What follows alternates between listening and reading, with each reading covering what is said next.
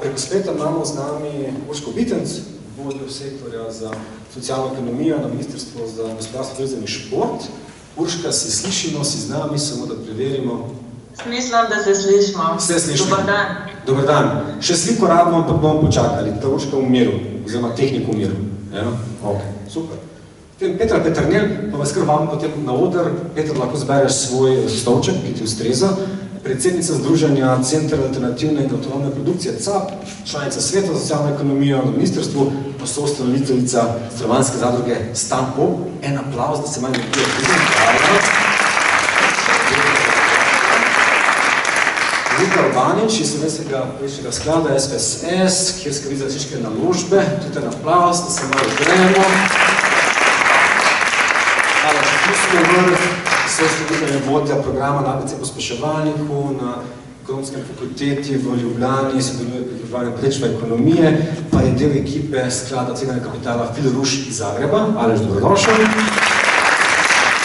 Niko Planšek, ki je prihromev hodca za košarkaša spodobi na zadnji trenutek, podjetnik je še košarkaš od malih nog, soustanovitelj večjih podjetij, z mamo je veliko pisal gledeških idej v letalih. Sloveniji bolj znan kot eden bolj uspešnih, najbolj uspešnih, bom rekel, Kickstarter crowdfunderjev, kjer je zbral več kot $1 milijon. Niko, dobrodošel.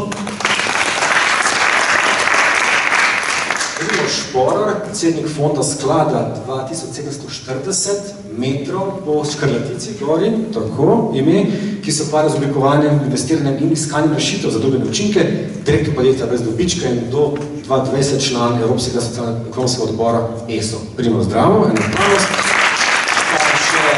Gospod Giacomelli, ustanovitelj podjetja Giacomelli Media Management in Consulting. Še posebej ta del nas zelo zanima, Consulting, ki ima poseben poudarek na trajnostnih poslovnih modelih in krožnem gospodarstvu.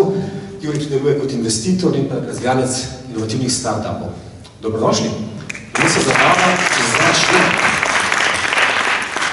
Evo, še mikrofon bo se dobili, ne bote 3. Vas povabim k takim konkretnim, modrostnim, kratkim odgovorom za začetek. In moja želja je, ko govorimo prepričanje, včasih pozabimo na osnove in na modrosti osnov. Jaz bom postavil zelo osnovno vprašanje, ki ga niste dobili naprej, tako da vas bom malo presenetil, in to 4 panelistom. Želim, da njega odgovorite Petra, Urška, Primož in Juri. Naj se malo dopolnjujete. Vprašanje je morda banalno in enostavno, ampak je zelo močno. Vprašanje pa je, zakaj v osnovi potrebujemo organizacije in podjetja, ki delajo družbeni učinek, ne? In kakšna je korist, če v njih več denarja pripeljamo? Kaj imamo od tega? Zakaj bi sploh mi financirali organizacije in podjetja in posameznike skupine, ki ustvarjajo in se ukvarjajo z družbenim učinkom? Pa mogoče, da takoj vključimo našo online gostjo, Petra, oziroma Urško bomo dali, če nam dela. Če pa ne dela, pa Petra, ti prevzameš? Dela? Vesolje. Čeprav razumem, ste na mene naslovili. Ja, da se čim prej vključimo v debato. Še eno vprašanje, preden zaključimo. Jaz sem zagovornik domačnosti, me zanima, se lahko mi tikamo in vas lahko po imenih kličem. Če to občutljivo ne pove, bom se potrudil, da smo pač čim bolj v stiku. Ok, sedaj Urška izvoli. Si slišala vprašanje? Ampak mogoče ni najboljš, da država začne z nagovorom, a ne? Mogoče je fajn, da najprej civilna družba začne z govorom.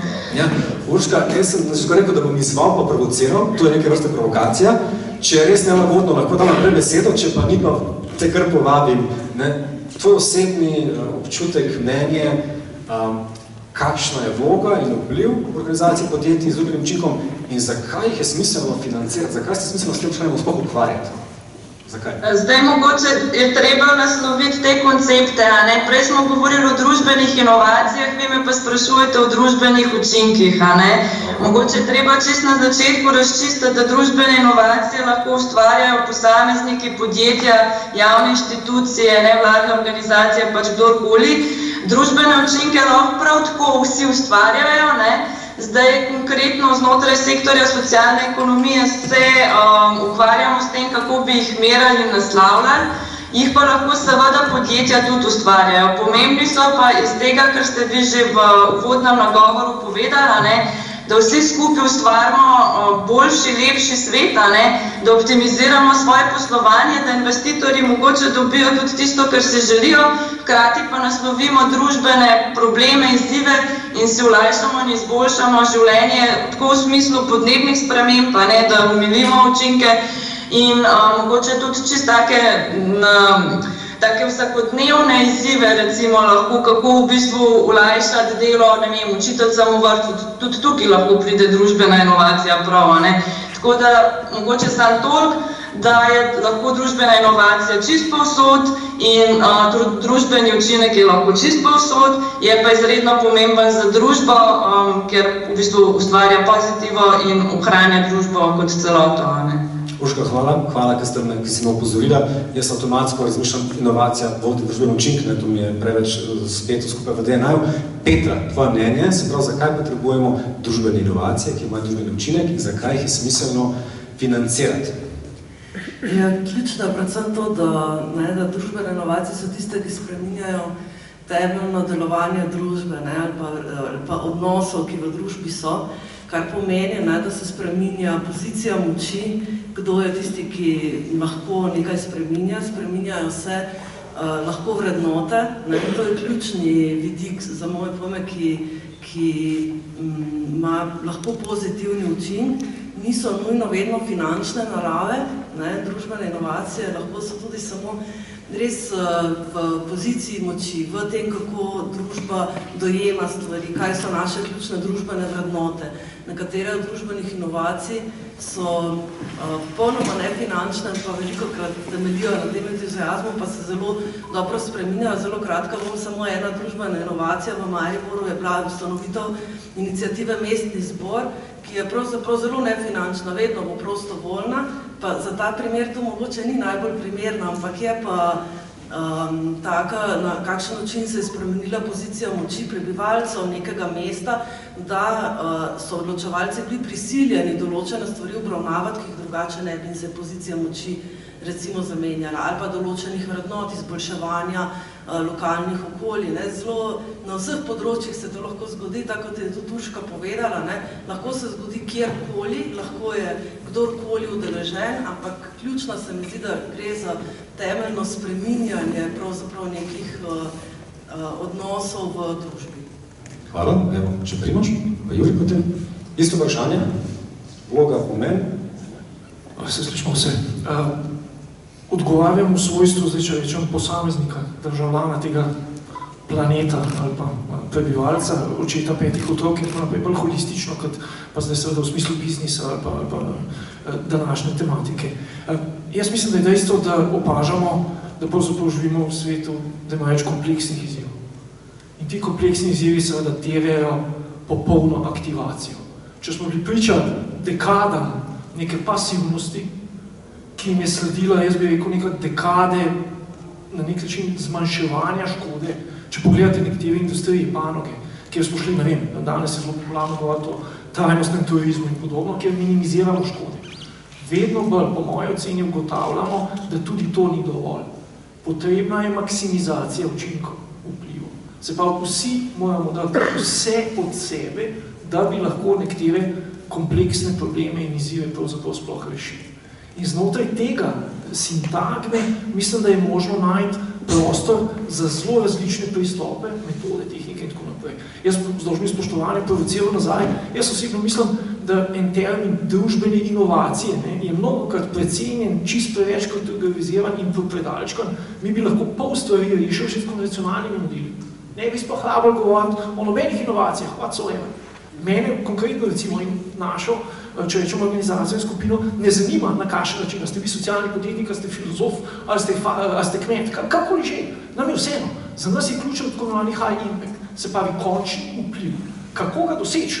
Tudi s področjem družbenih inovacij, pa včasih tudi z navadnimi konvencionalnimi modeli. Sam prihajam iz alpinističnega področja, če vi ne znate polet, peš, varno hoditi po planinskih poteh, pozim, da boste dobro plezali. Sigurno ne, se morate najprej naučiti. Se pa moramo najprej delati konvencionalne stvari dobro, učinkovito in potem seveda seči na področja, ki terjajo še dodaten premislek. In zakaj vlagati denar, zakaj financirati? Seveda, če vi pogledate poslovne modele, jaz sicer nisem ekonomist, pravnik, ampak vendar lahko takoj vidim, da če povezujete impact če govorim v najširšem kontekstu impakta, z recimo poslovnimi subjekti, jasno ugotovite, da je korelacija tudi z konkurenčnostjo, inovativnostjo in tako naprej. Se pravi, na koncu dneva tudi v poslovnem smislu se zadeva finančno obrestuje in še v vseh ostalih smislih, ker seveda, ko govorimo o nekih dobičkih, ne moramo govoriti samo o dohodkovnem vidiku tega.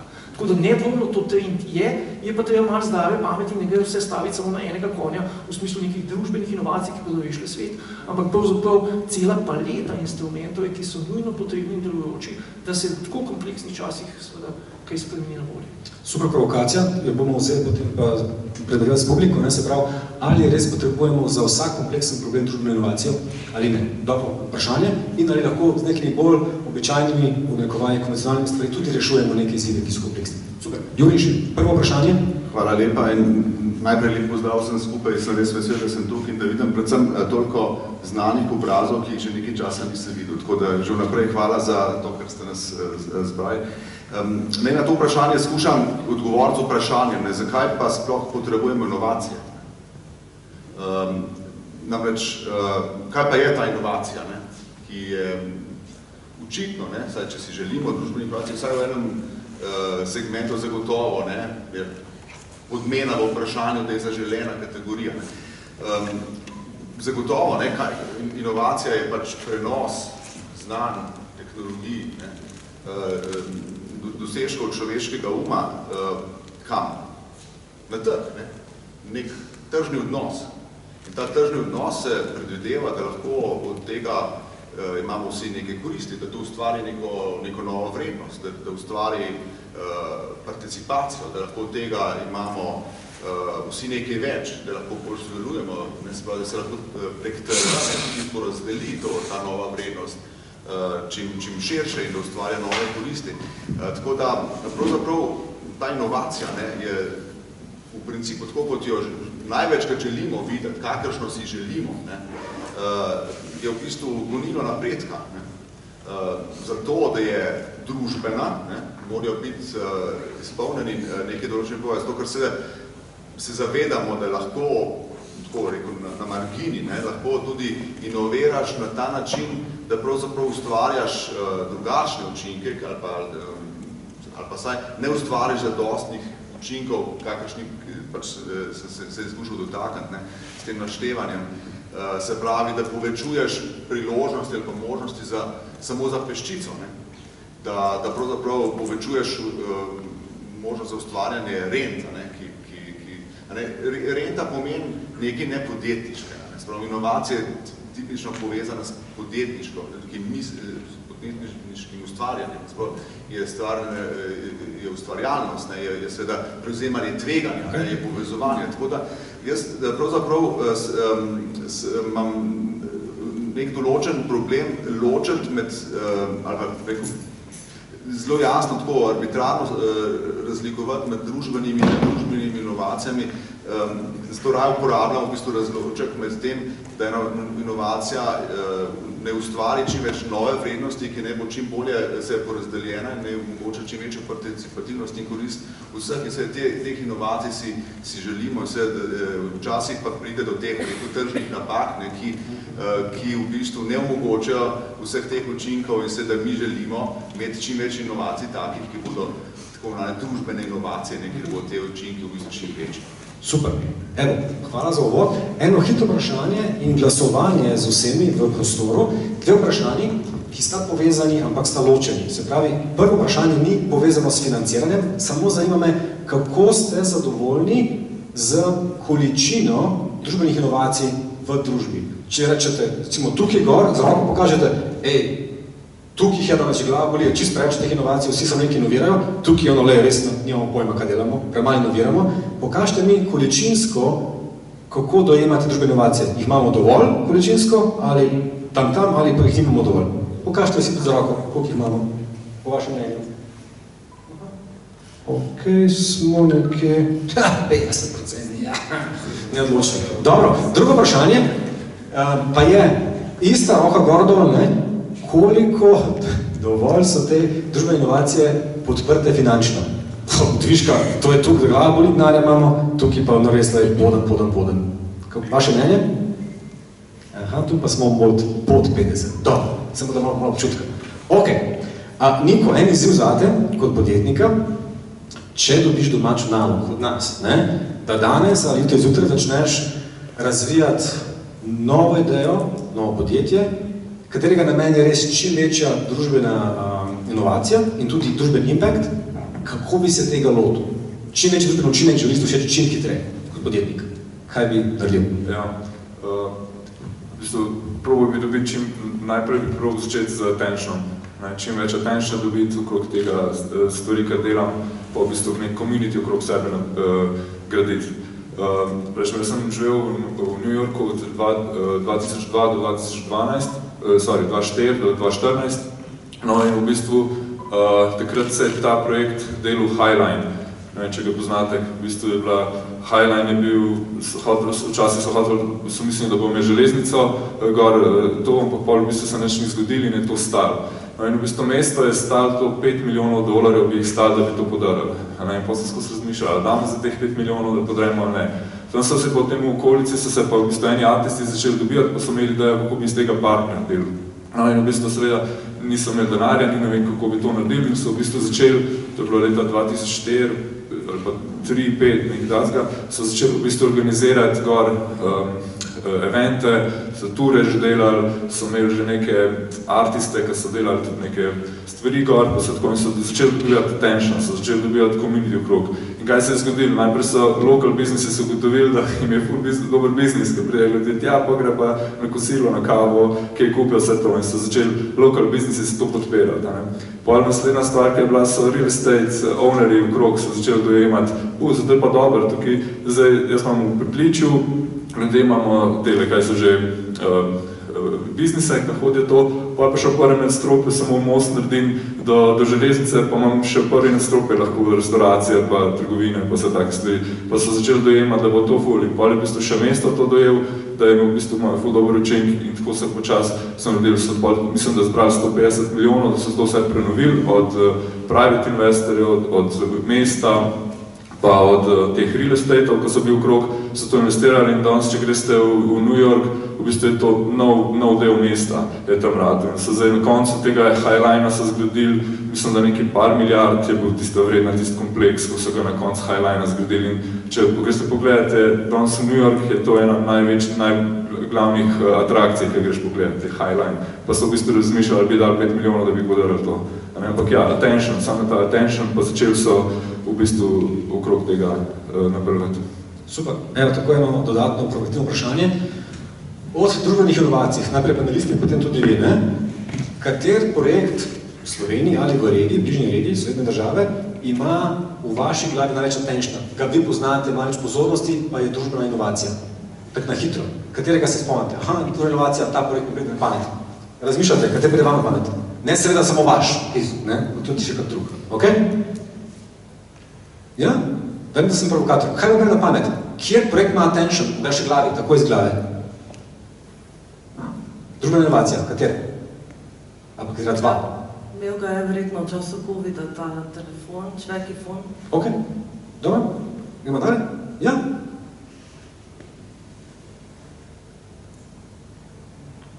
Dobro vprašanje. Ja? Provokacija. Težko imati take primere. Ne vem, mi bolj sledimo, ne vem, določeni projekti, ki so pač bili podprti, kot je Kobi za učenje branja za dislektične otroke, mislim, da je nekaj dobil nekaj pozornosti v Sloveniji. Ok, super, malo. Aleš? Mislim, se največ govori o tem, da nujno rabimo 5000 stanovanj zgraditi v Ljubljani. Na to zelo veliko pozornosti in bo tudi pripeljalo do zelo veliko denarja, kako boš to. Ok, super. Ne vem, kako se je imenoval, ampak Prostorož. Me je to v bistvu ful všeč, ker so po Ljubljani delali stvari. Se povezuje s tem, kar si ti govoril, ne? Ja, Prostorož pa, drugač pa Lenko. Lenko poznam najbolj. Pa vse crowdfunding projekte, ki je treba kaj delati. Aha, ok, Ja, v slovenskem kontekstu bi jaz tudi rekel, da Lenkini projekti so tisti, ki so najbolj prepoznali. Je pa dejstvo, če to primerjamo seveda z nekimi globalnimi brendi in različnimi stranami, pa ugotovimo seveda, da nobeden od teh ne dosega pozornosti, ki bi si seveda želeli ali pa ki bi bila dovolj relevantna v tem smislu. Ja. Juri? tremi primeri bom skušal postreči. Definitivno na področju mobilnosti, kjer imamo v zadnjem času še posebej veliko izzivov, se lahko spomnimo na primera, ki nista nova, ampak sta še vedno aktualna, po mojem mnenju, recimo prevozi, .si, ki je recimo tak, ne edinstven, ker je posod po svetu, ki je podobnega, ampak je pomemben primer izrazito družbene inovacije. In usporedno s tem bi izpostavil recimo GoOpti, ki je lep podjetniški primer, ki pa ima sve tudi močne pozitivne družbene učinke. Verjetno se bomo pa vsi spomnili tudi akcije Očistimo Slovenijo, ki je seveda mogoče celo preseže nekoliko ta naš okvir, ampak jo bi lahko tudi na ta način videli. Ok, super. Vaših pa kar dajte malo popcorn povedati, poleg vašega, ker ste ga lastnik in so razne, kateri projekti vam hitro skočijo ven iz glave? Slovenija in regija. Sopotnik? Sopotnik, ja. Ja, še kaj? Sopotnik? Sound Contract. Sound Contract? Ok. Primjevka. Ja. Ustvarjalnik podjetniške akademije, danes znane. Aha, to zdaj, ja. Vedno fajn imeti nekoga znanega zelo sebe, to je fajn, ja. Zapraševanje mladih svet stojine. Ja, ok. Še kaj je hitro vam pride v glavo? Simbioza. Simbioza, ja. Ok. Še? Enega, dva, tri? Mogoče 3 sled, ne vem, če je to... Ja. Pogovarjamo se, samo to, kar je Niko lepo odpozoril, rabi imeti projekt pozornost in skupnosti in deležnikov, da se lahko z njim nekaj dogaja, se mi tako dobra poanta. Ali imamo mi, ali ustvarjamo, ali pritegnemo dovolj pozornosti, da nas deležniki lahko podpirajo. Ne samo financerji, tudi drugi deležniki. Pa zdaj je vodno vprašanje za Nino Paleša. Mogoče bo iz tega vidika finančne podpore, ampak povezano z tem attention pozornostjo. Kaj pritegne vajno vašo pozornost v organizaciji, ki zastopata, kot SPSS, pa števe kot zdaj del sklada, sprašujem, tudi mogoče ekonomiste in navice, kaj morate videti, kaj morate začutiti, da rečete, dajmo o tem se saj pogovoriti. To je zanimivo za potencijalno investicijo. Izvolite. Zdaj, naš vidik je drugačen kot vidik investitorja. To bo že predstavil Aleš, ker pač investitorje v končni fazi zanima donos.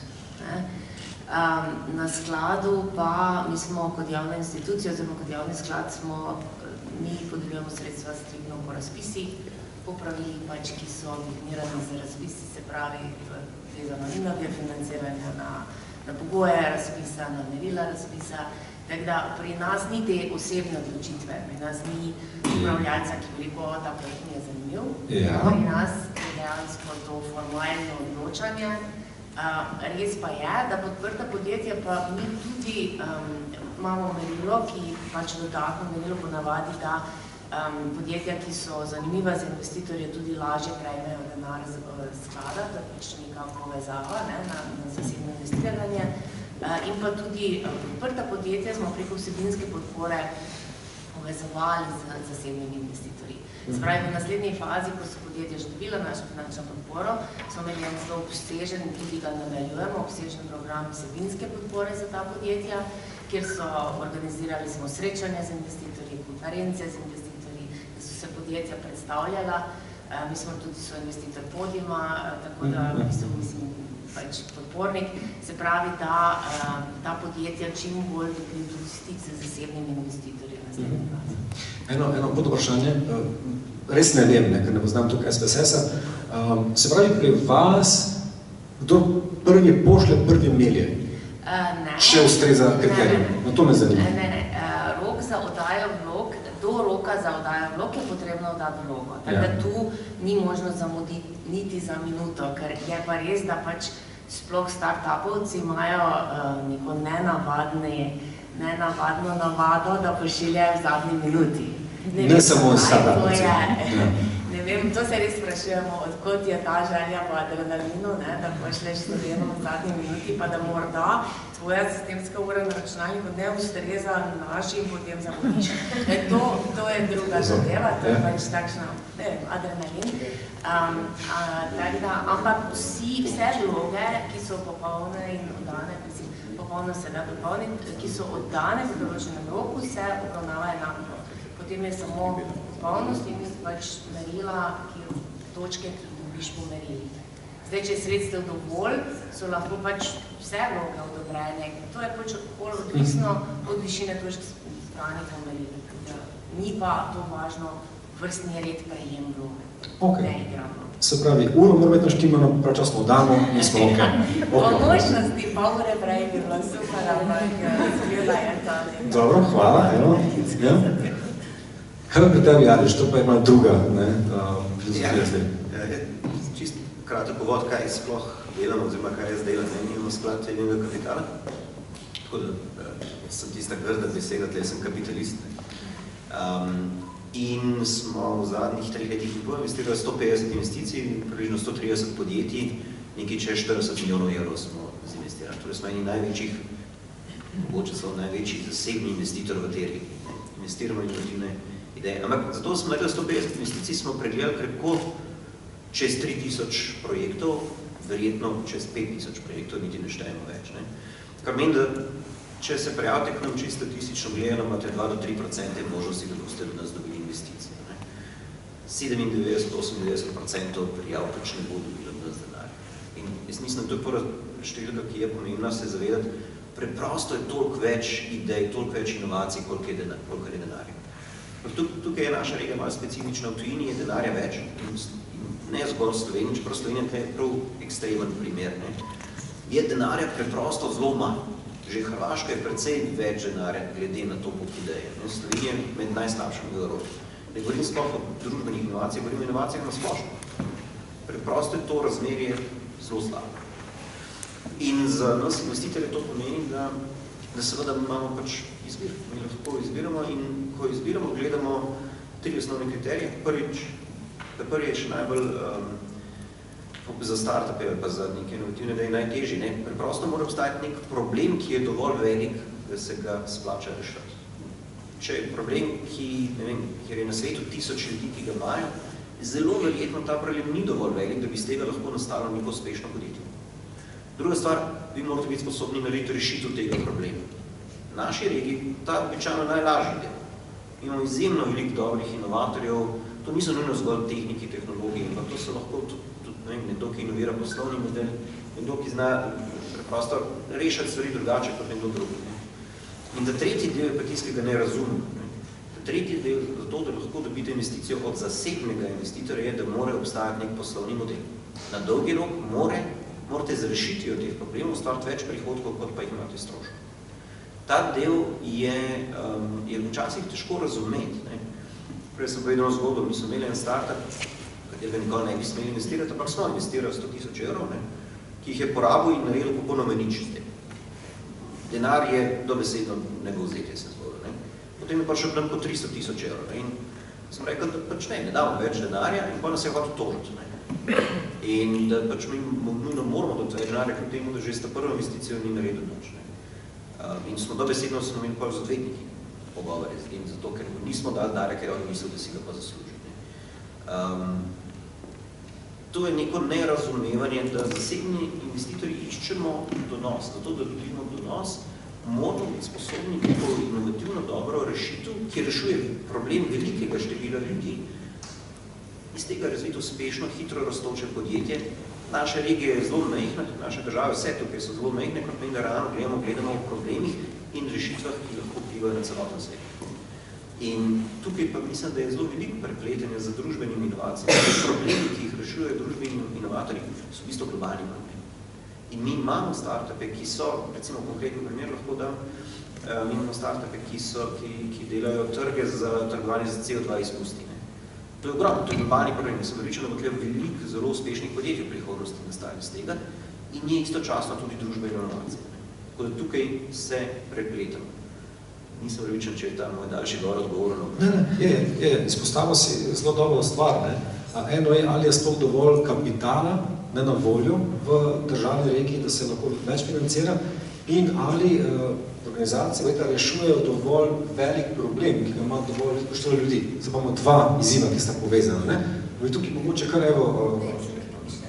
Nekaj sem dopolnila številke z novega tega podjetniškega observatorija, so da se zavedate, da je v Sloveniji na voljo tvegani kapital, ki je bil na voljo v Sloveniji, je 41 evrov na prebivalca, na Hrvaškem višji 113 evrov, potem ko je v Estoniji nekje 1900 evrov, da veste, kje smo po teh številkah. Trenutno je situacija na trgu zelo težka za pridobiti tvegani kapital.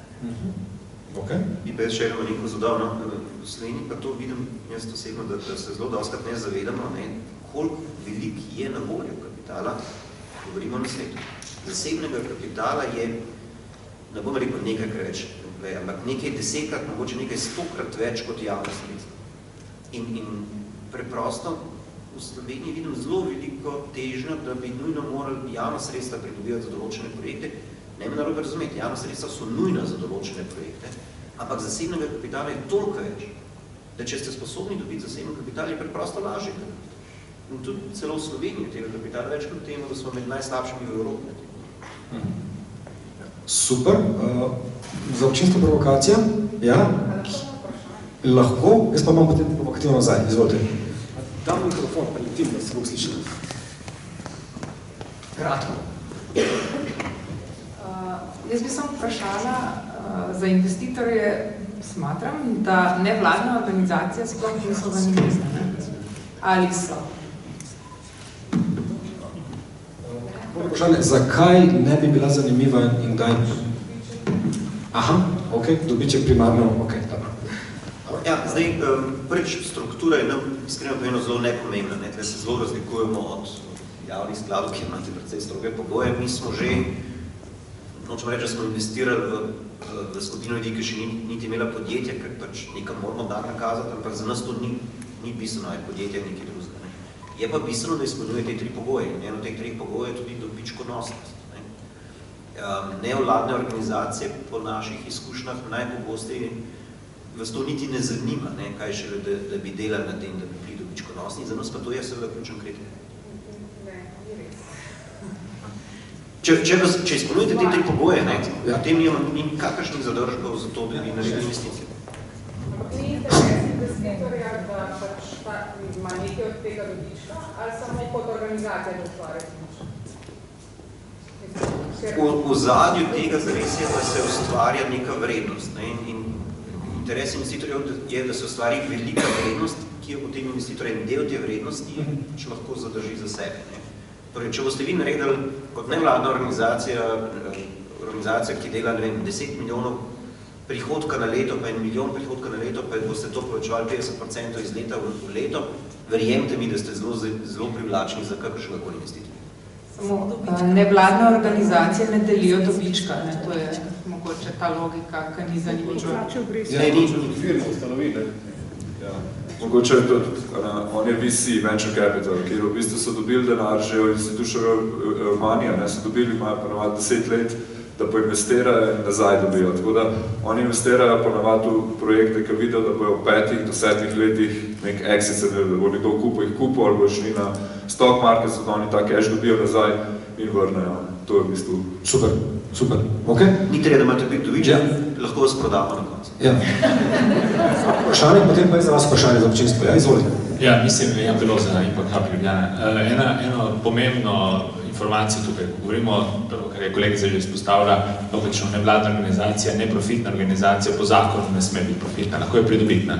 Lahko delaš RVC, ki ga moraš prevlagati nazaj, da to plačuješ vedno dobiček, tako kot vsi ostali. Dividende ne more splačevati. In recimo jaz lahko delam, jaz sem lahko po definiciji scale-up, delam 20-30% vsako leto, 20 milijonov in pol, pridem na 3 milijone.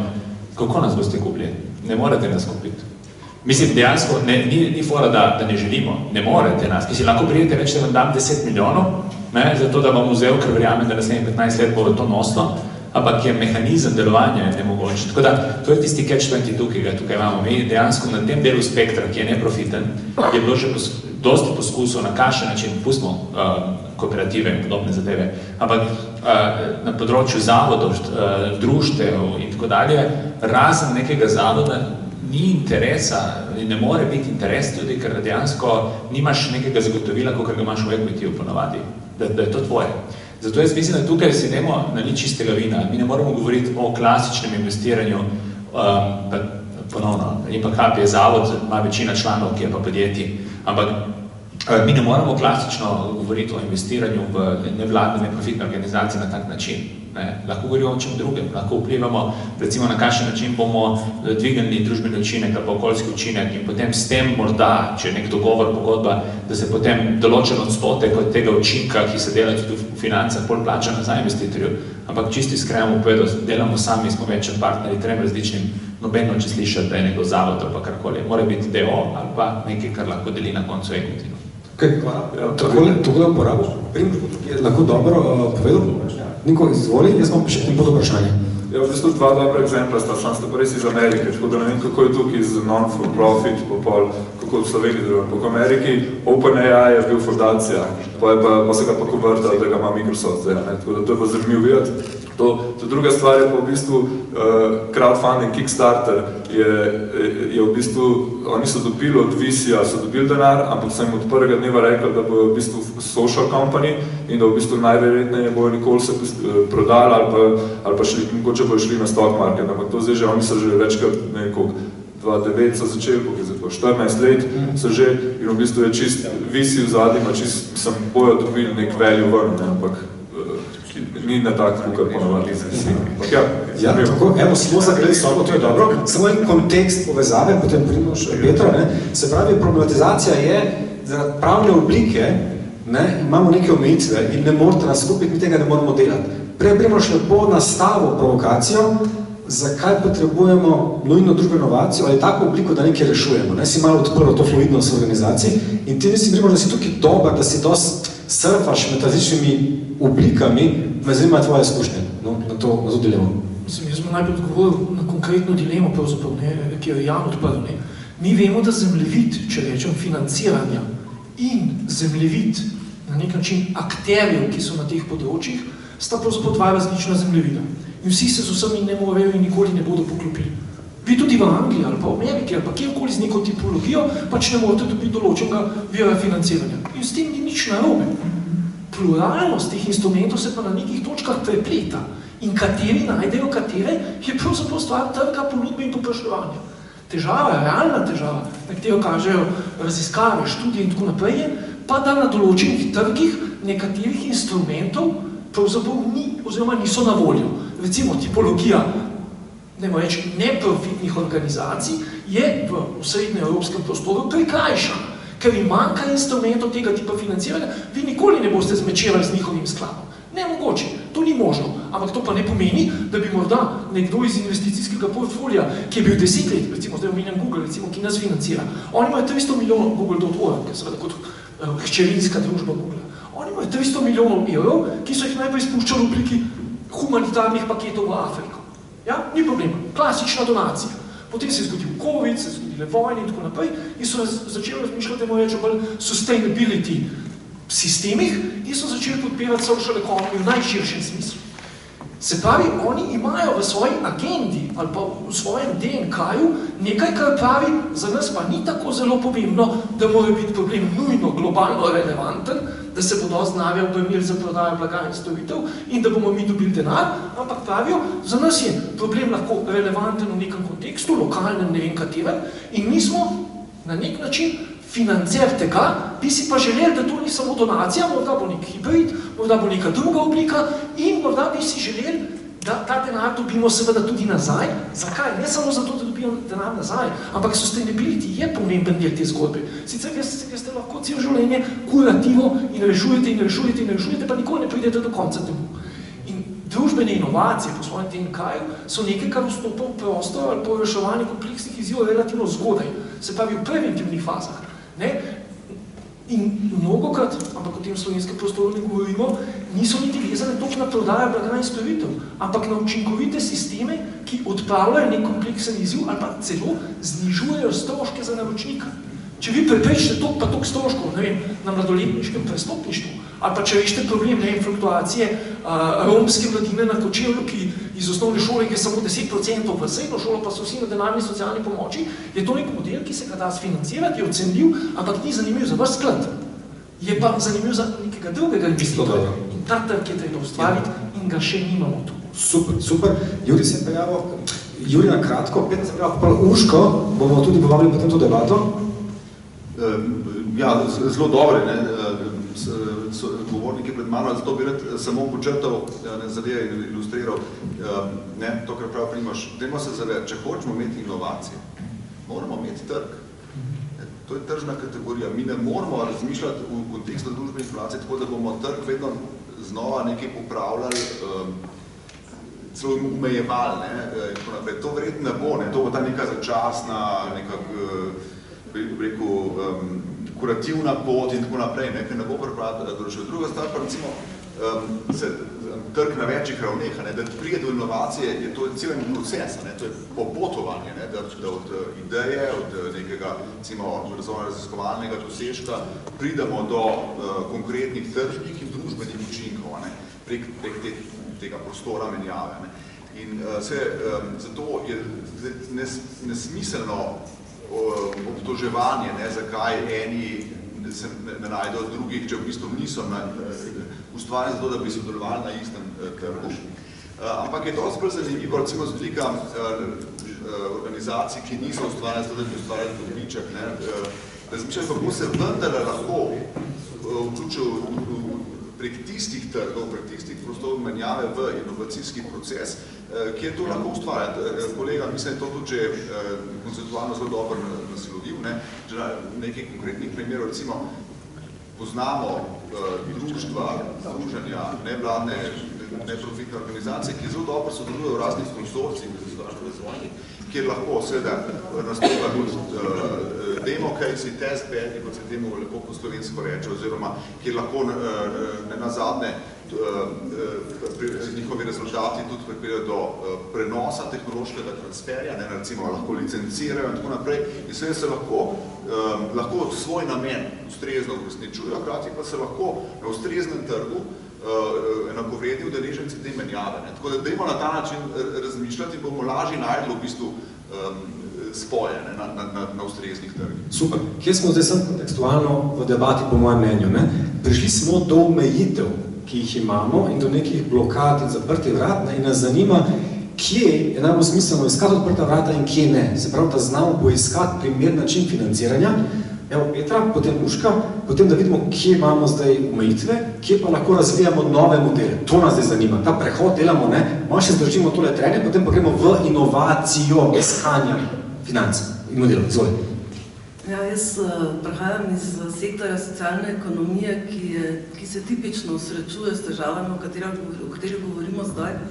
In sicer, ker imamo opravka večinoma z nevladnimi organizacijami, ki imajo status socialnega podjetja in se ukvarjamo z zadrugami, ki tipično lahko delijo zelo omejen del dobička in se srečujejo s tem, da oni sicer ustvarjajo visoko dodano vrednost v smislu tudi družbenih inovacij, ampak se srečujejo s težavami, kje pravzaprav dobiti sredstva, kajti za zasebne investitorje niso zanimiva, ker ne morejo tega podjetja potem kar prodati, mislim, zadruge ne morete prodati, ker ne morete prodati ljudi, ki so hkrati lastniki in člani te zadruge, enako z nevladnimi organizacijami, ki imajo status socialnega podjetja, in se srečujejo s tem, da imajo sicer zelo dobro in tudi že dolgoletno tradicijo obstoja, ampak primer, recimo zadruga Buna, ki je že praznovala 10. obletnico, ne more dobiti, čeprav že 10 let poslujejo zelo dobro, ne morejo priti do kredita, bolita zaradi tega, ker enostavno po bilancah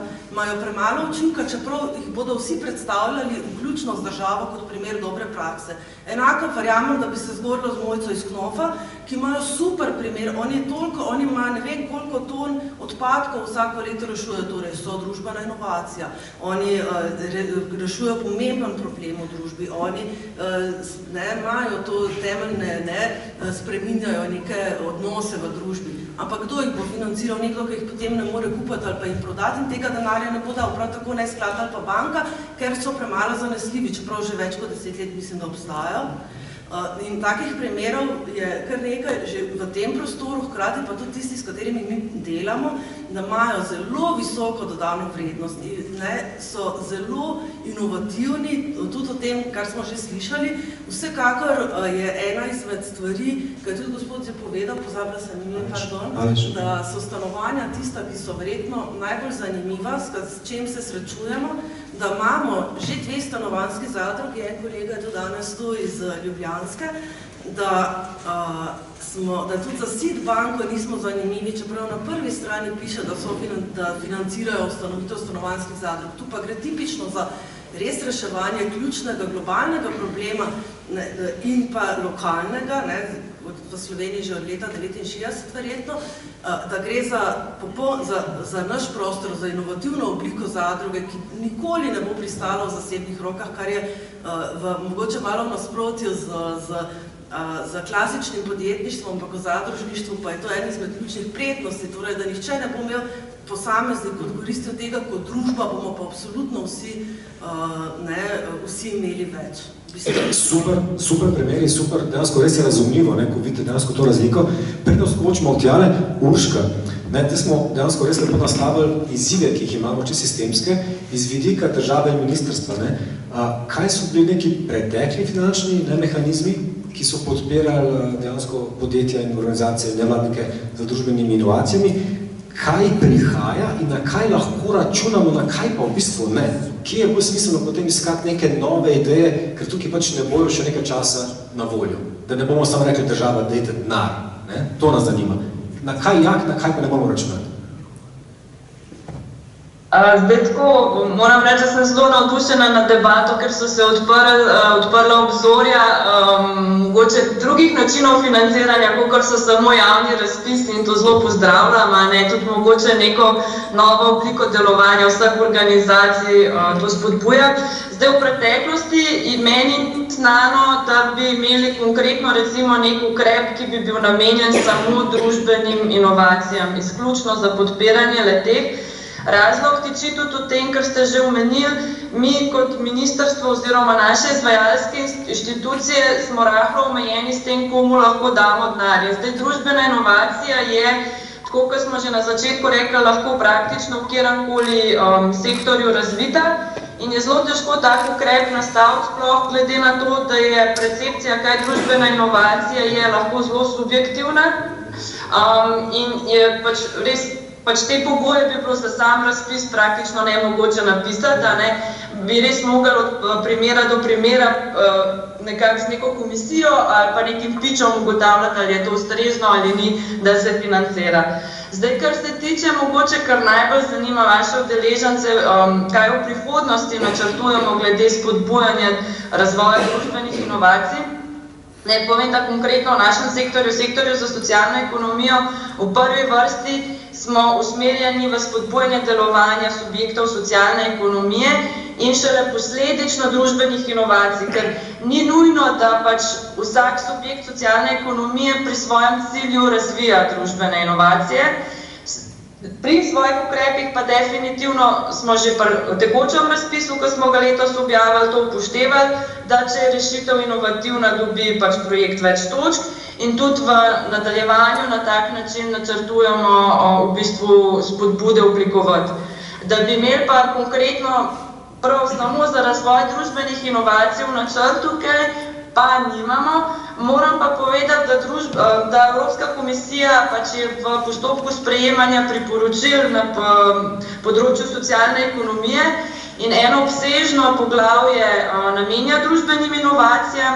Tudi cilj Evropske komisije je, da do leta 2030 vse države članice bistveno spodbudimo družbene inovacije in vsi ukrepi, ki jih Evropska unija priporoča, temelji na ustvarjanju ugodnega okolja, kjer pa država lahko vstopi.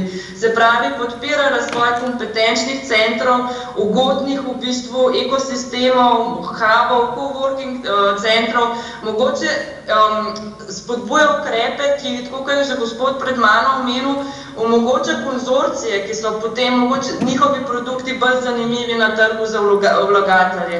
In to v bistvu je tudi tisto, kar komisija od držav članic pričakuje in to je tisto, k čemur bomo mi stremeli. Se pravi, ne neposreden vložek v razvoj same inovacije, ampak oblikovanje ustreznega okolja, v katerem bi se te inovacije oziroma družbene inovacije lahko razvile.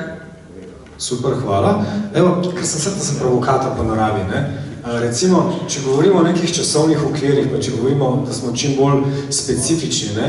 Pa vemo, da bomo rekel, socialna podjetja in neprofitne organizacije, ne?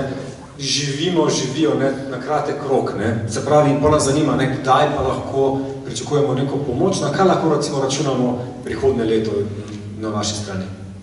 Zdaj tako, pač tukaj nastane en problem, ki ga imamo vsi, vem, da večina nevladnih organizacij, pa tudi socialnih podjetij živi projektno, je pa mogoče to za razvoj inovacij slabo, ker pač inovacija se na dolgi rok lahko razvija, tako kot je bilo že omenjeno, in če se fokus menja iz, ne vem, enega problema na drugega, na 2 leti, morda je težko neko inovacijo razviti ali pa je težje, no, tako. Konkretno to vas bolj zanima, kaj načrtujemo. Imamo pač v načrtu iz evropskih sredstev v bistvu razvit ukrep, ki bo leten in bo podpiral subjekte socialne ekonomije. Se pravi, vsako leto bo namenjen nek znesek subjektom socialne ekonomije v prvi vrsti ali za razvoj družbene inovacije ali za zagon. To je pač načrt, a ne? Zdaj bojo še določeni podporni ukrepi, se pravi za spodbujanje ekosistema, tako kot že omenjeno, ampak v časovnici mogoče pač ne bi zdaj čisto točno govorila, po mesecih je pa v drugem letu to v načrtu. Dobro, hvala lepa. Na kratko, ker imam zdaj neko dobro debato v rokavu. Odlično. Dobra debata je že potekla, tako da hvala za to super moderacijo. Jaz mislim, da je ful enih dobrih istočnic, pa ful premalo časa. Hitro da govorim, socialno podjetje v anglosaškem svetu je tudi lahko profitno. V Sloveniji je zakon, ki pravi, da mora biti neprofiten, zato je lahko Kickstarter socialno podjetje in ga lahko nekdo na tak način investira. Prva zadeva.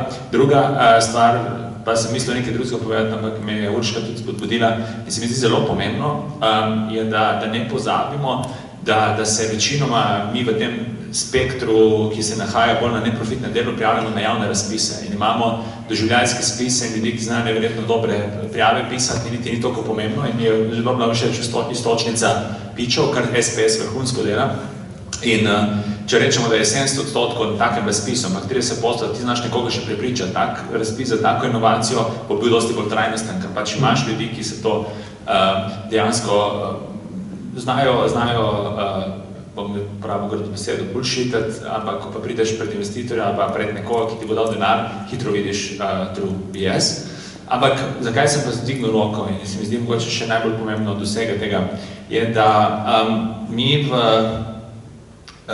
socialni ekonomiji, pa če gledamo, da je kot nadpomenka globalno gledano impact ekonomija, se pravi biti profiten in delati družbeno okoljsko dobro, ali pa biti neprofiten in delati družbeno okoljsko dobro, se pravi impact podjetništvo je nadpomenka socialnega, ki je zgolj neprofitno, je potrebno imeti v mislih, da tudi v našem inkubiranju vedno ljudem rečemo, vedno v pravi čas, boš imel dovolj denarja, da lahko tu ustanoviš DO in nič ni narobe. Recimo sem povedal naš konkretni primer, mi smo zavod, ampak ugotavljamo, da z vidika coworkinga se nam zaradi EBITDA-ja in zaradi konkretnih izzivov, ki je kolegica zelo dobro izpostavila, bolj splača ustanoviti podjetje. Ampak ne pomeni, da nas podjetje ustanovil in bom jaz, pa moj kolega, pa moja kolegica, ampak bo Impact Hub Ljubljana kot zavod ustanovil podjetje.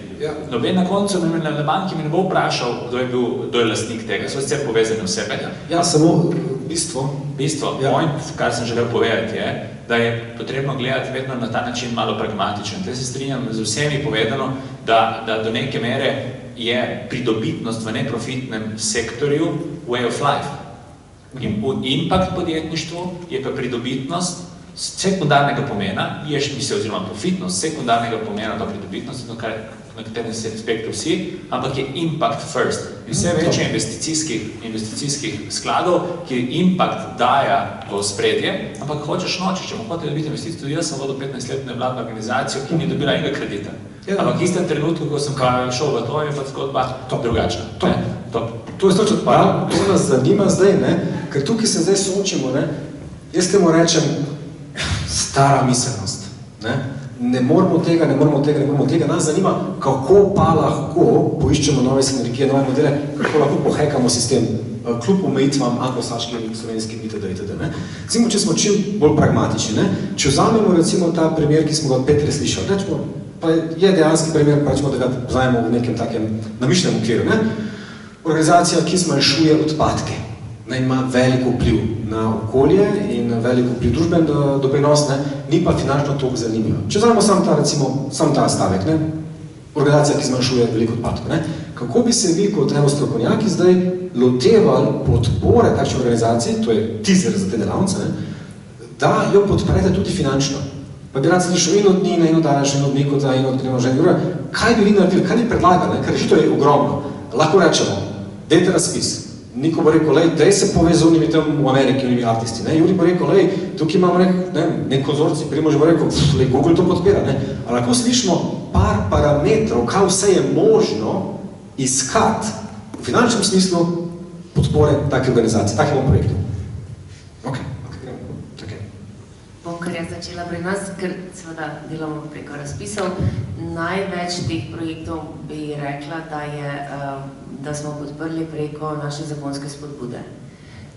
In tu pa je pač bistveno faza podjetja, se pravi, mi bi lahko podprli tako podjetje v okviru tako imenovanega P2, se pravi zakonske spodbude, kjer smo tudi različne organizacijske oblike podpirali, in se pravi, pač tam ti kriteriji pač so pa bili ključni oziroma pogoji razpisa in kriteriji razpisa.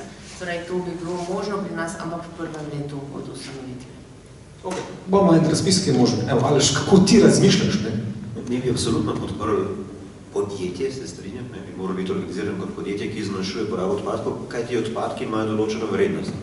In če lahko iz tega ustvarite dovolj vrednosti, nema biti iskren, hitro rastoče podjetje, ki zmanjšuje porabo odpadkov, je to absolutno nekaj tazga, kar zasebne investitorje zelo zanima. Samo da se predstavi na tak način. Niko? Mislim, sem jaz tukaj za crowdfunding part, tako da bom iz tega vidika povedal. Jaz mislim, da ljudje ponovati vedno dajo denar zaradi dveh stvari, ali zaradi building wealth, da se izboljša življenje ali kakoli, ali pa zaradi statusa. In zdaj na crowdfundingu v bistvu tak projekt, ki ste ga omenjali, bi jaz najprej pomislil, ali lahko kakšen side produkt se iz tega naredi, da bi jaz to kupil, pa da vidim, da mi bo izboljšal življenje, pa to, ali pa da bom nek status dobil. Naprimer, da v New Yorku spet je bil en dober eksempel, da so Hudson River očistili, da bo dobra voda in kaj so naredili. Naredili so crowdfunding za bazen, da bo plaval na Hudson River. Ampak kako so pa to crowdfundali, pa tako, da si ploščico v bazenu lahko dobil in si dal svoje ime gor, in si dobil status. In sem pa pač pomislil, to bo poletje, ljudje bo cool bo vse to, in zdaj, če imam jaz ploščico gor, bom cool, moje ime je gor na ploščici. In sem doniral in se v bistvu ne vem, kje je zdaj ta projekt, ampak mislim, da so se pravi denar, da bo zdaj to postavljeno, to je večmo statusa. Primož. Mi bi najprej naredili ipak diagnostiko in vprašali, kakšen denar je sploh sprejemljiv. To je prvo vprašanje. Kakšen denar je sprejemljiv? Ker mi mislimo, da vsak denar ni dober za vsakega. Je pa stvar seveda upravičenca oziroma prejemnika, v kaj je pripravljen iti. Eni nočejo imeti solastnika, eni nočejo imeti kontrole, eni nočejo imeti marsikaj. To je prvo vprašanje, preden sploh kje začneš. Potem pa zdaj, če prejudiciram, verjetno prvi steber konvencionalnega investiranja bančnega, skladovskega in ne vem kakšnega ne pride upoštev za to zgodbo. Tretji, donacijski, če rečem nepovraten denar, je izvedljiv, ampak relativno pain yes, ker ni tako lahko ga dobiti, se pravi ta mestna siva cona vseh teh instrumentov, ki jih v Sloveniji nimamo.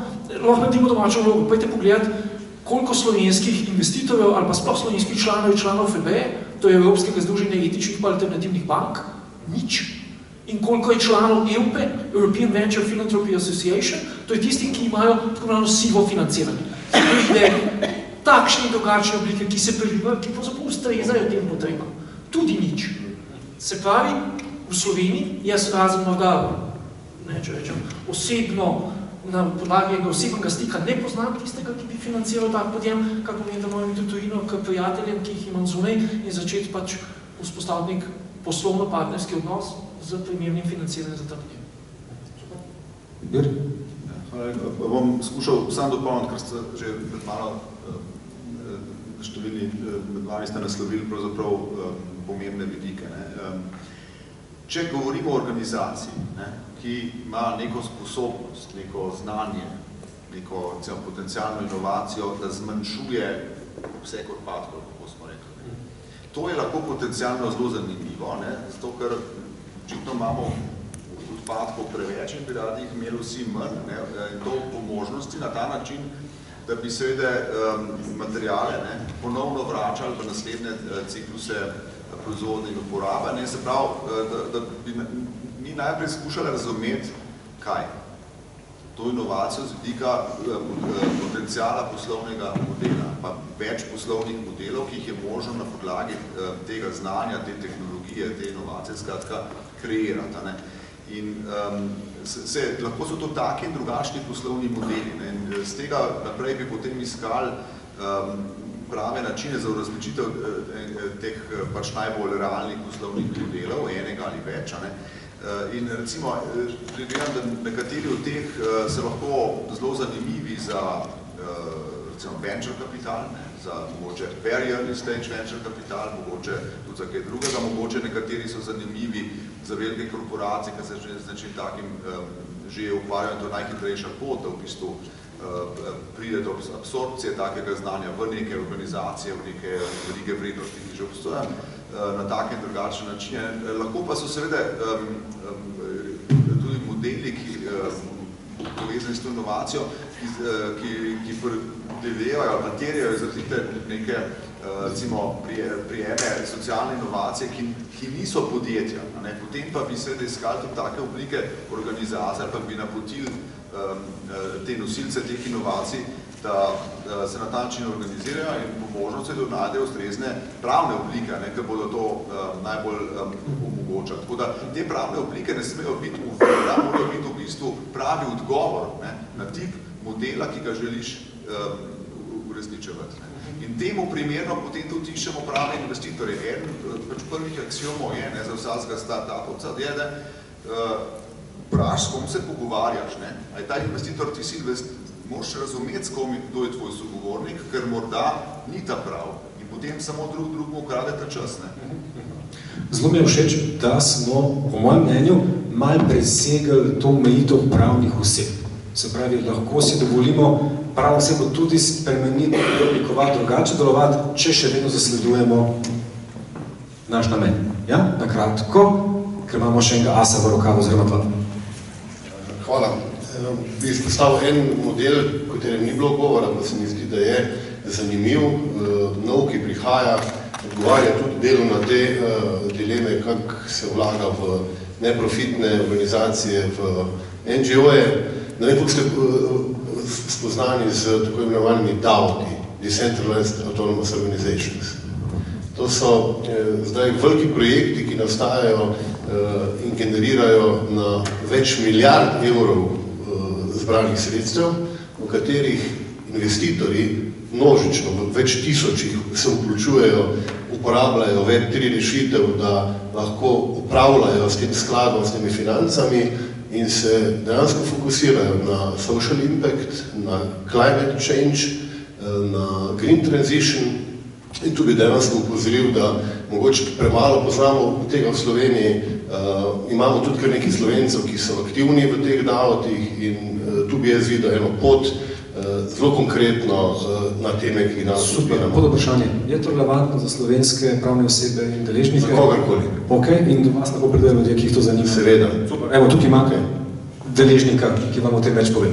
Ok, Petra, tole ko si poslušala tele možne perspektive, rešitve, iskanje različnih načinov financiranja, občutko, ker si tako vpeta v področje, glede na miselnost, ki jo poznaš v socialni ekonomiji v tem področju, katero ti najbolj občutko reče, da to smer bi lahko tudi mi več naredili, kot mi kreatorji družbenih inovacij, ki imamo več potencijala v slovenskem prostoru kot v menu. Kateri pristop? Mislim, treba je povedati, da SPS je veliko naredil, ko je vključil zadruge, ker dolgo časa niso bile upravičene do financiranja, tako da tu smo en korak že naredili. Absolutno imamo zelo težavo z zasebnimi investitorji, ker razen takrat, kjer gre za osebno željo, da nekdo res želi, ampak to je bolj mecenstvo, to ne gre za investitorstvo, pa tudi to smo že imeli. Z Nikom smo že delali, ker so tudi naše organizacije, ko so pri nas jim je pomagal, da so do nekega crowdfundinga prišle, tako da to je v bistvu vse možno, vse se da, ampak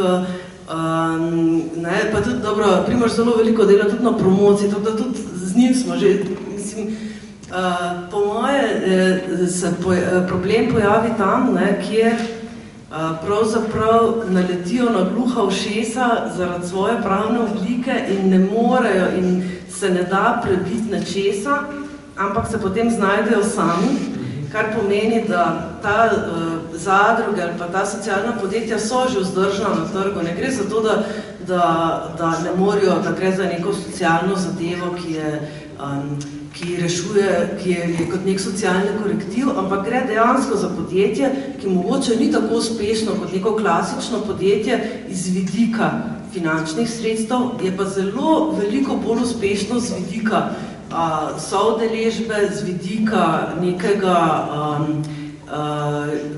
negativnih vplivov na okolje, ker ko govorimo o družbenih inovacijah, je treba vedeti, da tudi vse niso nujno, nimajo vedno nujno samo pozitivnih učinkov, da imajo lahko tudi zelo veliko negativnih učinkov, ki pa morda iz tega sektorja, ki jaz prehajam, jih zelo po strani gledamo, tudi če gre za neko družbeno inovacijo, ki na ta način v bistvu poslabšuje status recimo delavca, ki poslabšuje socialno, recimo neko socialno držo države ali pa ki zelo spodbuja neenakost ali pa je sicer super inovacija, hkrati pa dela take okoljske škode na okolje, da enostavno ne moramo govoriti samo o pozitivnih, ne vem, če sem odgovorila. Ja, ok.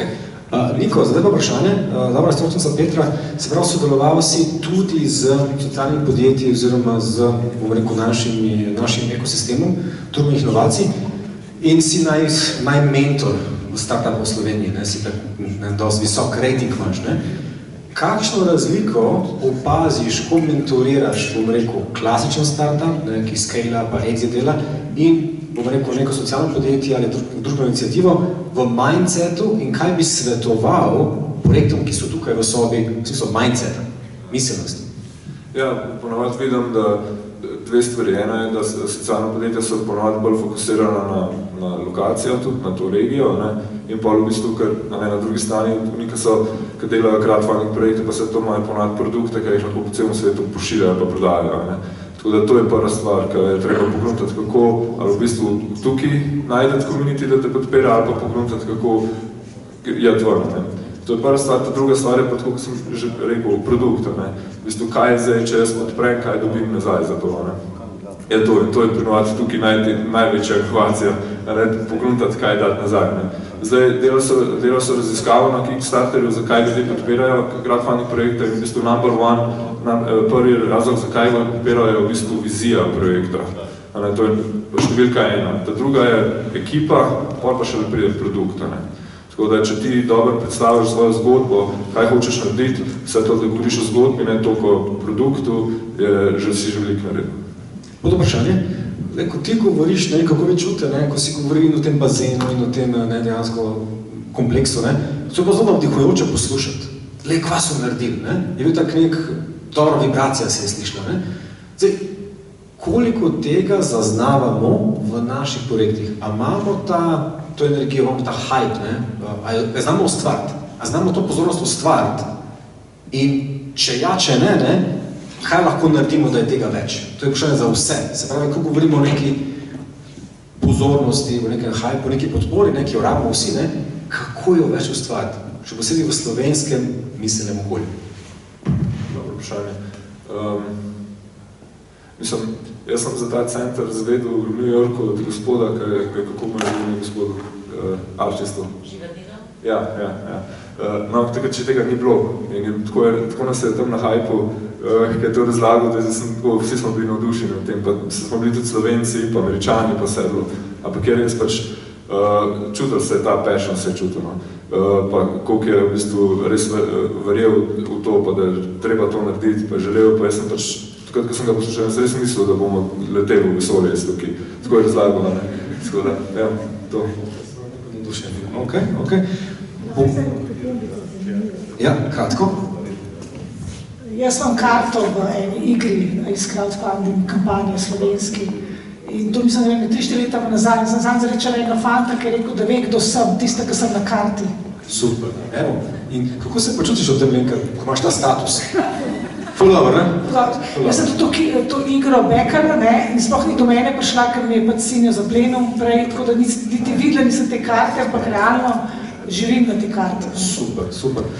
Juri, Anina, ja, si želela? Ne, ste rekli, da po vrstički. Ja, lahko. Se pravi, kako dobimo več pozornosti, v slovenskem prostoru do nekih projektov z družbenimi inovacijami?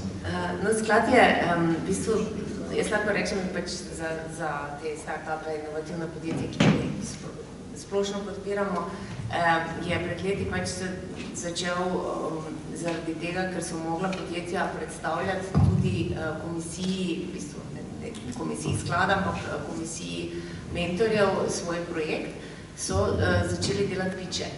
In ta kvaliteta teh pičev je pač eksponentno narasla v zadnjih letih.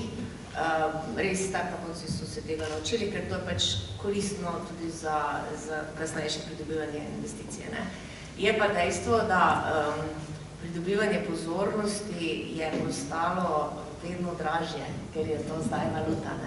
In tudi vsa naša podprta podjetja, ki želijo dobiti to pozornost, je za to treba plačati. In to treba vedno več plačati.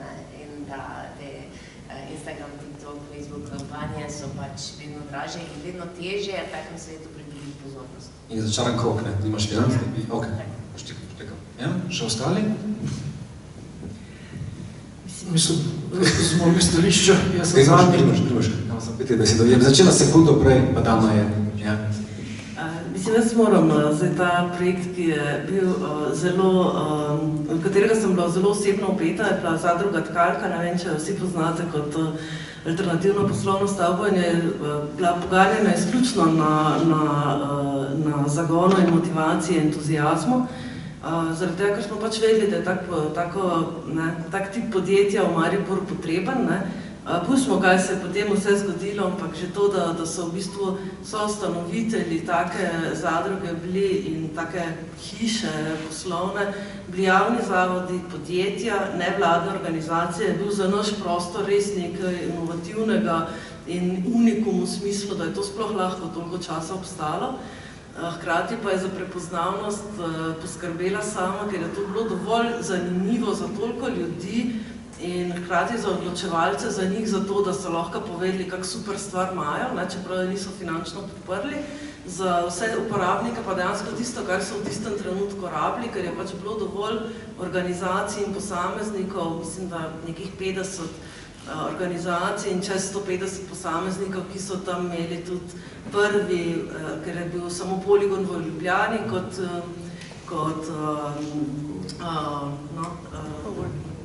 coworking, v Mariboru pa tega prostora pač nismo imeli. Bomo naredili v Mariboru nekaj preskrbi. Še kakšna hitra, ker imamo še par dobrih vprašanj, kako razviti miselnost, da dobimo več pozornosti in podpore? Da bomo govorili o to vprašanje, bom preprosto rekel, da tudi nevladne organizacije seveda med sabo si konkurirajo. Ene organizacije znajo to bolj, druge znajo slabš. Preprosto je tukaj potrebno pokazati neko znanje in pridobiti to znanje. Jaz imam enega prijatelja, ki je študent, pa bomo iskreni faliran študent, ima 500 000 sledilcev in del nekaj, kar je sploh nisem vedel, da obstaja. Če on zna, pa zna lahko vsak, pa zna še jaz. Okay. Jaz bi samo dodal, eno so seveda vse te strategije, če rečem na sklepanje malo tehničkih pičah in vseh teh zadev, to, na kar vidim, da tujina pa pravzaprav stavi, sploh v zadnjem obdobju, še zlasti v kontekstu zelenega, digitalnega, pravičnega prehoda, je pa pravzaprav izdelana filozofija vseh teh podjemnih dejavnosti. Če vi imate, če rečem, do potankosti izdelano filozofijo, ne samo zgodbo, ampak celo filozofijo, zakaj počnete, kako počnete, ste profitni, neprofitni, starki, drugačni, kakšen society change žujete, mi to delamo na podlagi metodologije impact designa, se pravi tehnega strateškega pristopa, da smo na vse pomislili ob zagonu nekega podjema, je to v bistvu tisti trigger, ki pri potencialnih investitorjih ali publiki ali odločevalcih, stakeholderjih pravzaprav je dodana vrednost, ker na koncu dneva seveda pičajo vsi, bolj ali manj uspešno, ampak filozofija, ki je zadaj za tem in relevantnost tega, je pa tiska bi mnogo krat po mojem manjka. Tako da to je ena nujna komponenta po mojem. Še svoje strani kakšno? Mislim, da je zelo pomembno začeti pri iskanju odgovora, kdo je naš uporabnik. In se skoncentrirati na uporabnika, na to, če tudi včasih po žargonu rečemo, kaj je njegov pain, kaj je njegova bolečina. In predvsem čim bolj dobro izšolati ta odnos. Se res manj poglobiti in pustiti malo v stran ta vir financiranja. Dajmo se osredotočiti na to, na vrednost, ki jo mi dejansko želimo ustvariti in tu ustvarjati svoj trg. In ko greš naprej po tej poti, seveda srečaš verjetno prej dve konkretni spoznali v tvojem konkretnem svetu. Univerzalno srečaš spoznali, da nisi sam, da se je treba umestiti v neko verigo vrednosti, med neke deležnike. Da v bistvu nobena menjava ni samo daj dam, ampak je pogojena s številnimi drugimi dejavniki in se z odločitvami, ki posredno vplivajo na to ali naše delovanje na tem trgu, ki ga želimo karirati seveda uspešno. Tako da to se mi zdi zelo pomembno, tako da ne začeti v bistvu na delitvi, ampak začeti na ustvarjanju vrednosti. Sedaj vprašanje bo teže in bolj kompleksno, tudi večnivojsko. Tisto vprašanje, moj občutek je, da ko sem opet v, bom rekel, bolj socialno-ekonomske projekte, neprofitne projekte, je tukaj kar veliko izzivov, ne samo s pravnimi osebami, veliko je treba delati razpisov, pisati, dogovarjati, veliko je dela, veliko je dejansko stresa, težko imaš čas za vse. Živaš dvigoj rok. In je dejansko tudi teže potem iščeš neke inovativne preboje, poslovne modele, ker samo nimaš energije, ali pa tudi nimaš mogoče znanje kompetenci še, ali pa nimaš znanje, da se to privoščil. Vprašanje gre v to smer. Glede na to hektiko in stres, ki ga doživljamo v sektorju socialne ekonomije in dejansko drugih inovacij, kaj se vam zdijo strateško najbolj smiselne smeri, kaj ne delamo, da naredimo mogoče nek lažji preskok naprej v poslovnih modelih?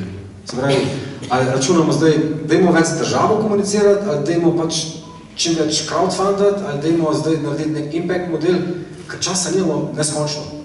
Vse je bilo fajn narediti to. Mi ne moramo tega narediti, Kaj so, temu ko rečemo, jabolka, ki so blizu? In počasi zaključujemo, dobro, ampak vse imamo to vprašati. Urška, mogoče tega, da ne pozabimo, na svet za, bom rekel, nas, kam se strateško dajmo usmeriti, lahko je to ali država, ali na nas same, ali na zasebnike. Kaj misliš strateško najboljše za nas? Je kaj? Strateško je točno to, kar je gospod pred mano omenil, da se pač res izdela poslovni načrt oziroma se preuči, kdo je tvoj sogovornik, koga naslavljaš in kaj je tudi točno tvoj produkt in koga ta produkt naslavlja.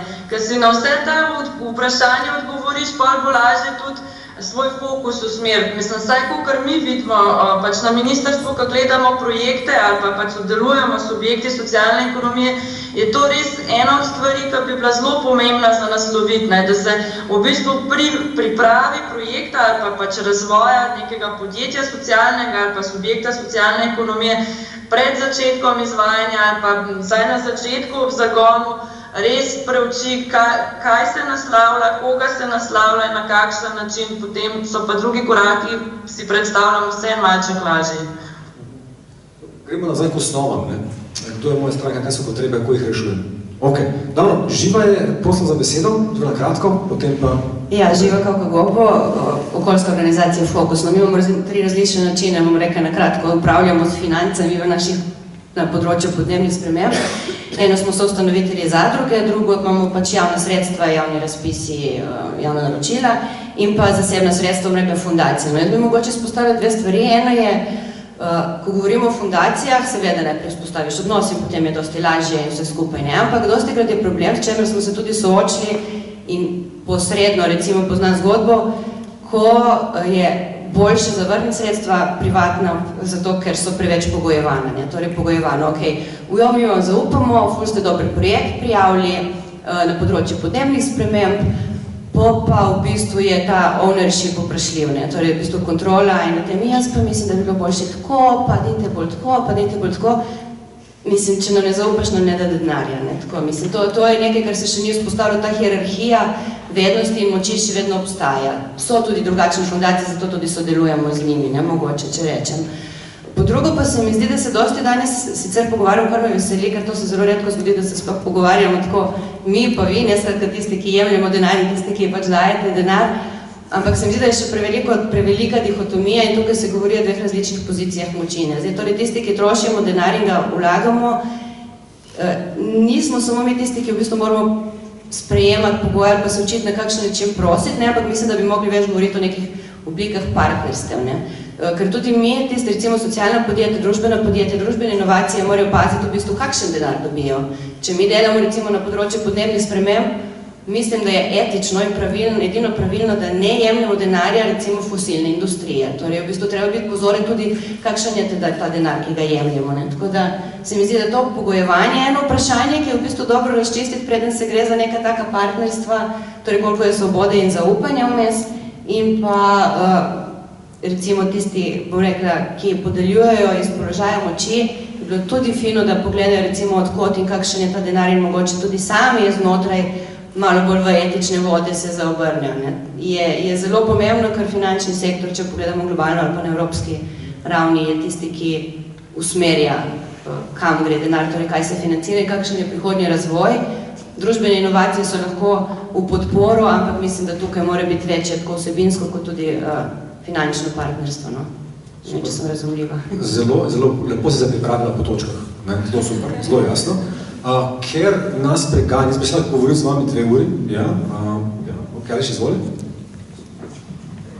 Odlično vprašanje, ne, jaz sem eno nazaj vprašanje in iskreno me zanima odgovor, ker zdaj v zadnjem mesecu ne delam za par projekti na področju CO2, odsrnanja CO2, ne, in iščejo relativno zajetno sredstva, recimo ta voluntary market CO2 je eno od teh, ki smo investirali, zdaj rabimo bistveno več denarja. Največ denarja na voljo za tak tip startupov prihaja iz naftne industrije. In jaz mislim, da tega bo z naftno industrijo v prihodnosti še bistveno več. Ne? Že zdaj je veliko denarja in vidim cel kup startupov, ki dobijo in vzamejo investicijo. In seveda etično bi bilo prav to zavrniti. Na drugi strani pa vsem način, kako velika podjetja danes inovirajo, je tudi to, da preprosto investirajo v startupe in sami sebe spreminjajo skozi investicije, ne prevzem, ampak investicije v startupe, kot je ta. Ne? Tako da vidim tudi razlog, zakaj pa tega ne bi zavrnili. In zdaj sem seveda na 2 bregovih in ne vem, kaj ne svetujem. Ja, jaz sem to mogoče ne vem, če so glih relevantni, zato ker imamo precej radikalno pozicije, mi ne verjamemo v CO2 markete, zaradi tega, ker tukaj gre za isto, kot delamo zdaj, je vse čas, samo pač še trgujemo še s CO2-jem. Torej, jaz lahko onesnažujem naprej, ampak pač bom plačal nekomu, da manj onesnažuje. Tako da to je problem. Če se malo skočim, da povežem? Verjamem pa, da so te mehanizme, ki tudi obstajajo, verjetno se mora tudi kropeti. Pa mogoče še drugi komentar, v bistvu CO2 ne moramo kar vzeti ven, ne, pač moramo ga nehati proizvajati. No, tako da to je, verjamem, da morajo so obstajati te mehanizmi, ampak iz položaja naše organizacije bi mogli namesto investicij v CO2 market, fosilna industrija, naprimer, enostavno dezinvestirati iz fosilnih goriv in investirati v obnovljive vire in pa pač zmanjševanje njihovega negativnega vpliva, ne pa samo v trgovanje, ki zares v smislu emisij toplogrednih plinov ne spremeni veliko. Samo da povežemo, ali še tako povežem, imamo strokovni argument, znanstveni argument, to ni možno povezati, ali še argument pa je, ali lahko se gremo intrapreneurship, ali lahko mi organizacijo spreminjamo tako, da vstopimo v njo z drugačnim mindsetom in jih organsko spreminjamo tudi z njihovim denarjem. To je pa Aleš malo vprašal oziroma provociral, in vprašanje je na mestu. Če lahko sam pomagam z enim vidikom, da skušamo na to zelo relevantno vprašanje odgovor. Mislim, da je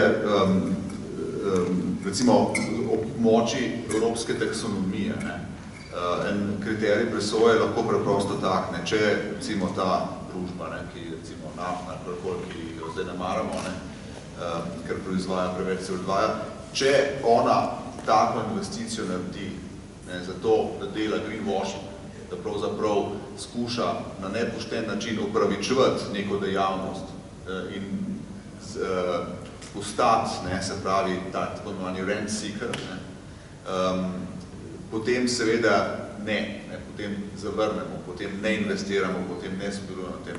Če ta družba investira za to, da bi ustvarjala inovacijo in postala drugačna družba, lahko čim prej opuščala in ponudila neko alternativo zase, za svoje zaposlene, za svoje kupce, nasploh za družbo, potem ker roko na srce 100 let nazaj ni bilo ne prepovedano, niti ne moralno črpati nafto, v principu. Tako da moramo se prijeti ven iz situacije, v kateri smo se zato take mislim, pa so lahko seveda in so po EU taksonomiji prepoznane kot take. To bi bil recimo tak preprost poskus iskanja odgovora.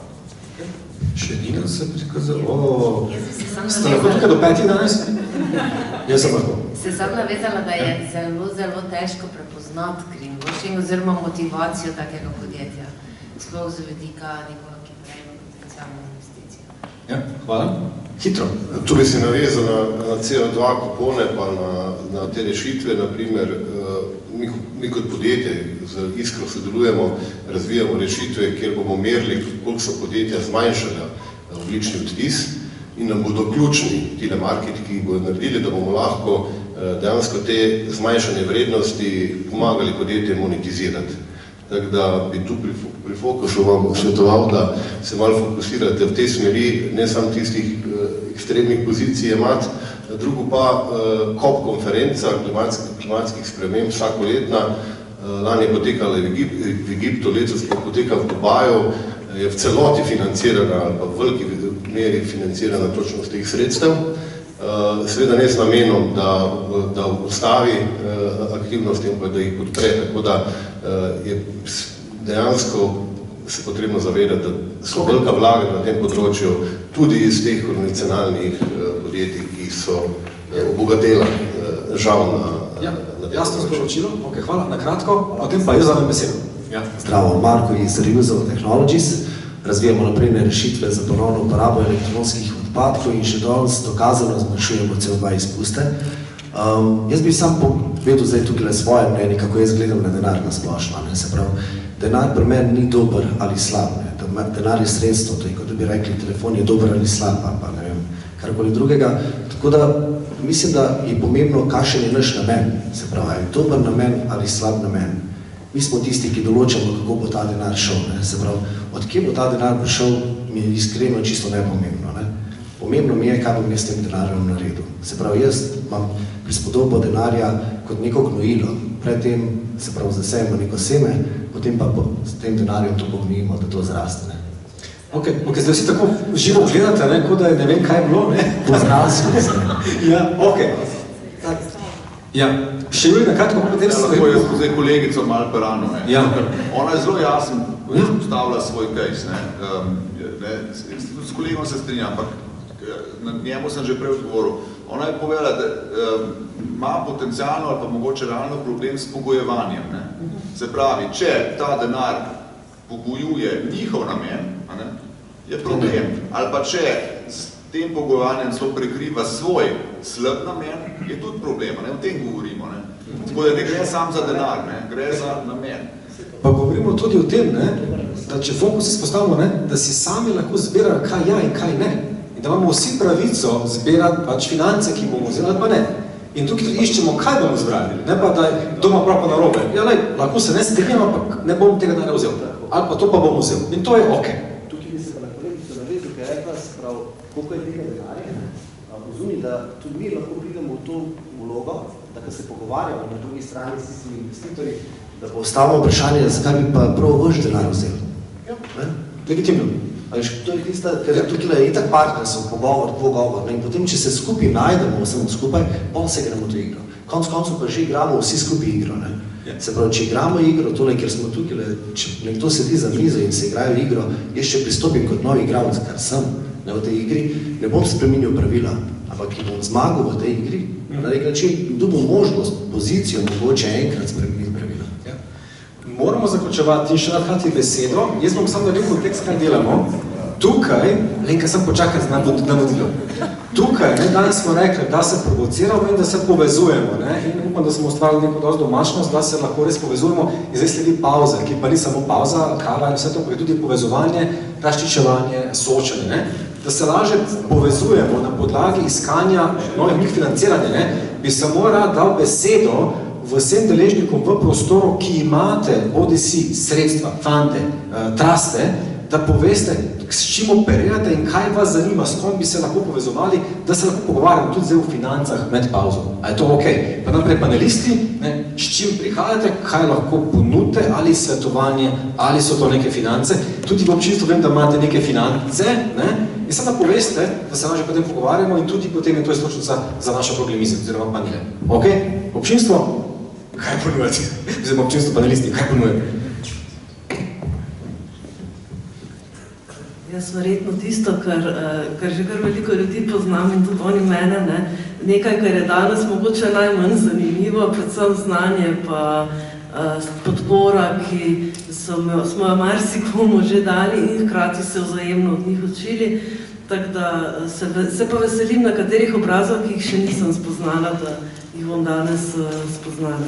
Petra, hvala. Samo ti moram dati repliko. Znanje je ogromna moč. Absolutno. In nikakor ni najmanj pomembno. Absolutno, ampak v smislu financiranja danes je to mogoče bolj predpogoj kot dejansko to, kar so organizacije mogoče najbolj želijo danes. Okej, super. To je v bistvu zelo dobra istočnica, ker tudi mi pripravljamo obnovljeno vsebinsko podporo za podjetja, kar pomeni, da tudi za tiste, ki se šele oblikujejo in ki se bodo prijavljali na naša razpisa, kar pomeni, da bo možno dobiti to, kar ste prej mogoče spraševali, oziroma kar si vprašal, mentoriranje, kar je mogoče ključno za to, kar si rekel prej, da ti manjka določena funkcija, je fino, da iščeš mentorja, ki ti lahko pomaga v tej funkciji. In pa na skladu pač prihaja obnovljeni P2 razpis, naslednje leto, pač letos ga žal ni bilo in tako da to je pač ena opcija. Razvojna sredstva. Za nazaj še dupla, okej. Ja, seveda jaz ponujam denar, jaz sem investitor, trenutno z takih situacij smo drug sklad zaključen in smo ne investiramo več in delamo tretji sklad, ki bo večji kot prejšnji. Naš problem je tako zelo drugačen od tega, ker večino vi vidite, ni vidno premalo dobrih projektov. Vidno ogromno projektov, pa premalo dobrih projektov. Kaj je dober projekt? Točno, to je pa ključno vprašanje, to je projekt ima znanje. Jaz imam v bistvu več vlog. Na eni strani crowdfunding, pa crowdfunding nisem Kickstarter, je v bistvu šest ali pa še več različnih crowdfunding načinov, tako da me lahko cukate, pa jih povem. Na drugi strani sem v bistvu entrepreneur, sem imel 2 startupa, sem jih prodal, tako da z veseljem delim moje izkušnje glede tega. Tretja stvar, kjer sem pa v bistvu zadnjih 6 let najbolj aktiven, pa zdaj od zadnjo leto full time, imam pa v bistvu svoj fund v Web3, kjer investiramo startupe, večino v Web3 projekti. Fund 2740 na podlagi trenutno Googlove podpore izvajamo impact design, to pomeni maksimizacijo učinkov pa vplivov vaših podjemov, storitev, produktov, s čimer postanete bolj eligible ali pa bolj primerni za tuje impact investorje, kjer tudi skušamo posredovati. Konkreten naslednji razpis Google, mislim, da je po novem letu Artificial Intelligence pa Social Economy, 10 milijonov, mislim, da bo tudi Slovenija eligible, tako da vam bomo tam tudi skušali pomagati. Super. Moje podjetje, ki je bilo imenovano od začetka, na začetku Čakomeli Media, se od letos naprej imenuje Meta Circularity, zato ker ima manjšinsko udeležbo skupine Meta Group. Mi vsi skupaj se ukvarjamo s tem, kako spravljati inovacije na trg, kar pomeni, da inovatorjem, to pomeni raziskovalcem, podjetnikom, vsem tem udeležencem, pomagamo seveda v različnih fazah artikulirati poslovni model, ga dobro predstaviti in se povezati s pravimi partnerji, med njimi se tudi z investitorji pridobiti ustrezna tudi finančna, predvsem finančna sredstva za ta tako imenovani early stage. Znotraj tega se intenzivno ukvarjamo s tehnološkim transferjem, s inovacijskimi procesi in to počnemo v okviru pač 1 na 1, pa tudi v okviru raznoraznih konzorcijev, tipično recimo iniciative Horizon in podobno.